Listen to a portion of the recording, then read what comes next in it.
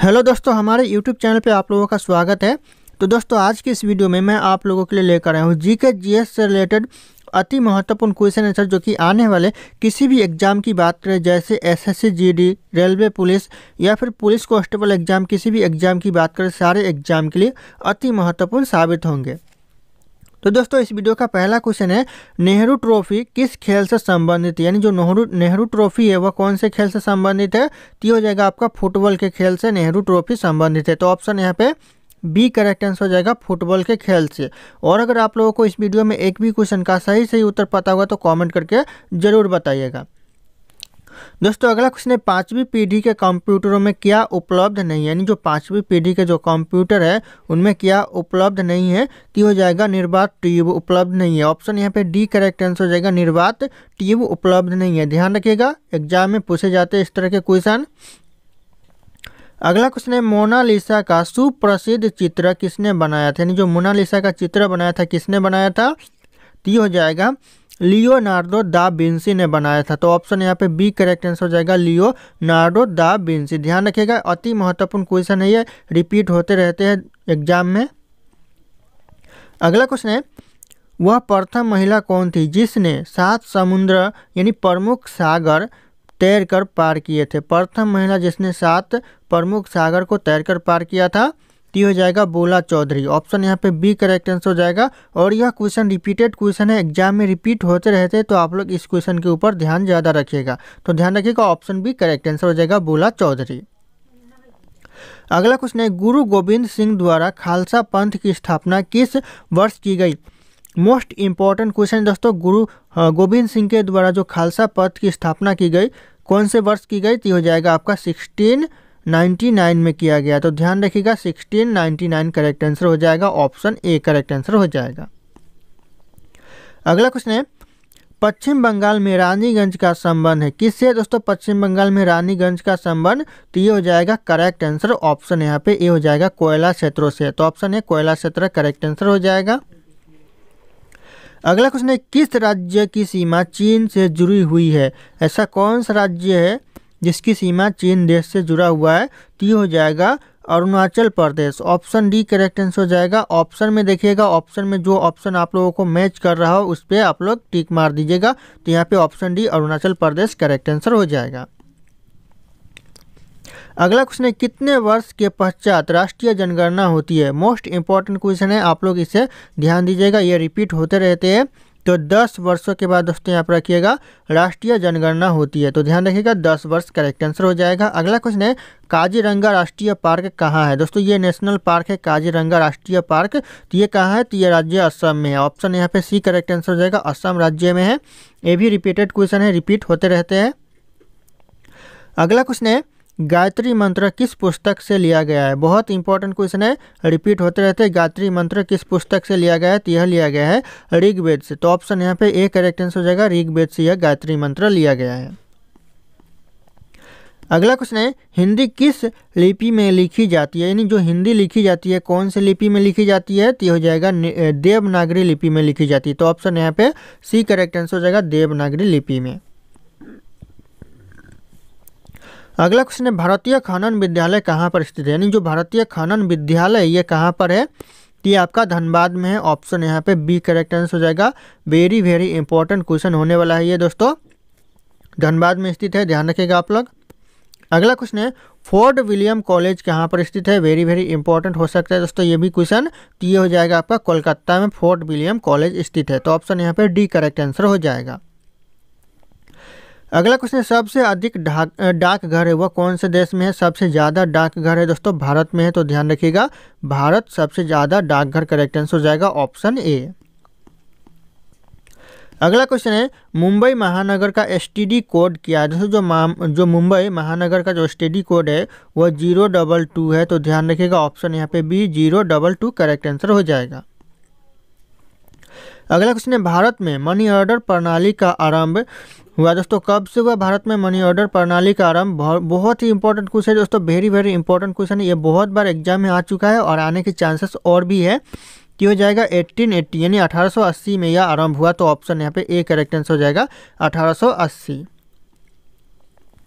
अगला क्वेश्चन है दोस्तों, भारत में डाक टिकट कब जारी किया गया? दोस्तों जो भारत में डाक टिकट जारी किया गया वह किया गया 1854 में। तो ध्यान रखिएगा, ये भी क्वेश्चन बहुत इंपॉर्टेंट है, वेरी वेरी इंपॉर्टेंट है। तो ध्यान रखिएगा आप लोग कि 1854 में भारत में डाक टिकट जारी किया गया। तो ध्यान रखिएगा आप लोग। अगला क्वेश्चन है, भारत की अंतर्राष्ट्रीय विमान सेवा क्या है? दोस्तों जो भारत की जो अंतर्राष्ट्रीय विमान सेवा है वह क्या है? तो ये हो जाएगा आपका एयर इंडिया, जो कि भारत की अंतर्राष्ट्रीय विमान सेवा है। तो ध्यान रखिएगा, option C Air India correct answer हो जाएगा। अगला क्वेश्चन है, राष्ट्रीय राजमार्ग संख्या 7 जो NH7 है वह कितने राज्यों से होकर गुजरता है? NH7 दोस्तों ध्यान रखिएगा, NH7 कितने राज्यों से होकर गुजरता है? तो ये हो जाएगा 6 राज्यों से होकर गुजरता है। तो ऑप्शन यहाँ पे सी करेक्ट आंसर हो जाएगा, 6 राज्यों से। ये कई बार पूछा गया है एग्जाम में, रिपीटेड क्वेश्चन है, रिपीट होते रहते हैं।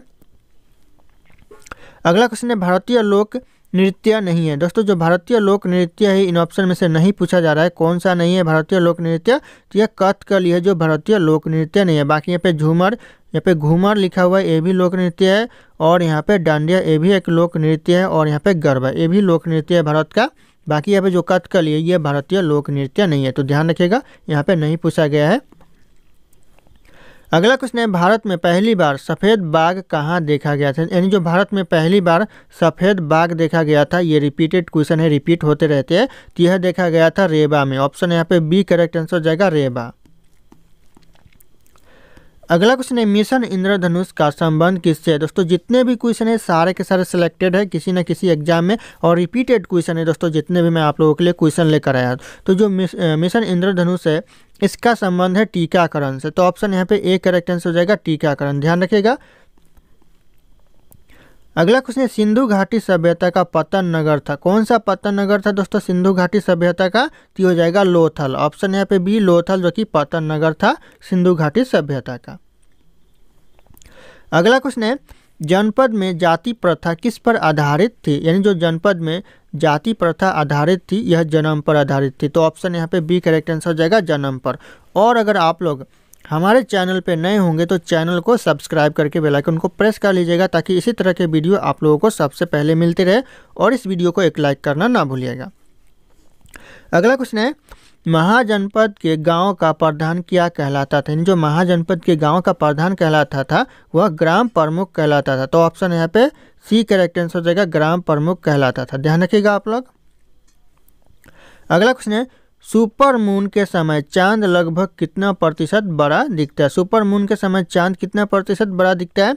ये हो जाएगा लगभग 14% बड़ा दिखता है। तो ऑप्शन यहाँ पे बी करेक्ट आंसर हो जाएगा, 14%। अगला क्वेश्चन है, किस मुगल शासक ने दिल्ली में लाल किला बनवाया था? एग्जाम में आते रहते, किस मुगल शासक ने दिल्ली में लाल किला बनवाया था? तो ये करेक्ट आंसर हो जाएगा, शाहजहां ने दिल्ली में लाल किला बनवाया था। तो ऑप्शन यहाँ पे डी करेक्ट आंसर हो जाएगा, शाहजहां। अगला क्वेश्चन है, दिल्ली किस नदी के किनारे पर स्थित है? यानी बसी हुई दोस्तों किस नदी के किनारे पर बसी हुई है? तो हो जाएगा आपका यमुना नदी के किनारे दिल्ली बसा हुआ है। तो ऑप्शन यहाँ पे बी करेक्ट आंसर हो जाएगा, यमुना नदी के किनारे। अगला क्वेश्चन है, दिल्ली का पहला अखबार कब प्रकाशित हुआ था? मोस्ट इंपॉर्टेंट है दोस्तों, वेरी वेरी इंपॉर्टेंट है। ध्यान रखिएगा आप लोग कि दिल्ली का जो पहला अखबार है वह कब प्रकाशित हुआ था? तो ये हुआ था आपका 1836 में। ध्यान रखिएगा, बहुत ही इंपॉर्टेंट है। ऑप्शन ए करेक्ट आंसर हो जाएगा, 1836 में प्रकाशित हुआ था दिल्ली का पहला अखबार। अगला क्वेश्चन है, देश में दिल्ली हरियाली में कौन से स्थान पर? यानी जो दिल्ली है हरियाली के मामले में कौन से स्थान पर है? ये हो जाएगा आपका चौथा स्थान है। तो याद रखिएगा, 4th स्थान पर है दिल्ली हरियाली के मामले में। तो ऑप्शन यहाँ पे डी करेक्ट आंसर हो जाएगा। अगला क्वेश्चन है, भारत का सबसे बड़ा चिड़ियाघर, रिपीट होते रहते हैं, भारत का सबसे बड़ा चिड़ियाघर। तो हो जाएगा यहाँ पे चेन्नई चिड़ियाघर, जो कि भारत का सबसे बड़ा चिड़ियाघर है। तो ध्यान रखिएगा आप लोग, ऑप्शन सी करेक्ट आंसर हो जाएगा। अगला क्वेश्चन है, भारत के मध्य कौन सी रेखा गुजरती है? ये बार बार एग्जाम में आते रहते हैं कि भारत के जो मध्य से रेखा गुजरती है, कौन सी रेखा गुजरती है? तो हो जाएगा आपका कर्क रेखा, जो कि भारत के मध्य से होकर गुजरती है। तो ऑप्शन यहाँ पे सी करेक्ट आंसर हो जाएगा, कर्क रेखा। अगला क्वेश्चन है, कर्क रेखा कितने राज्यों से होकर गुजरता है? यानी जो कर्क रेखा है कितने राज्य से होकर गुजरती है? तो हो जाएगा आपका 8 राज्यों से होकर कर्क रेखा गुजरती है। तो ऑप्शन यहाँ पे बी 8 राज्य करेक्ट आंसर हो जाएगा।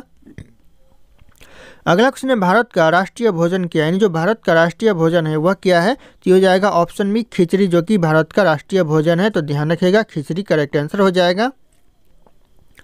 अगला क्वेश्चन है, किस जानवर का दूध गुलाबी रंग का होता है? कौन से जानवर का दूध जो कि गुलाबी रंग का होता है? तो हो जाएगा हिप्पो का जो दूध होता है वह गुलाबी रंग का होता है। तो ऑप्शन यहाँ पे सी करेक्ट आंसर हो जाएगा, हिप्पो का।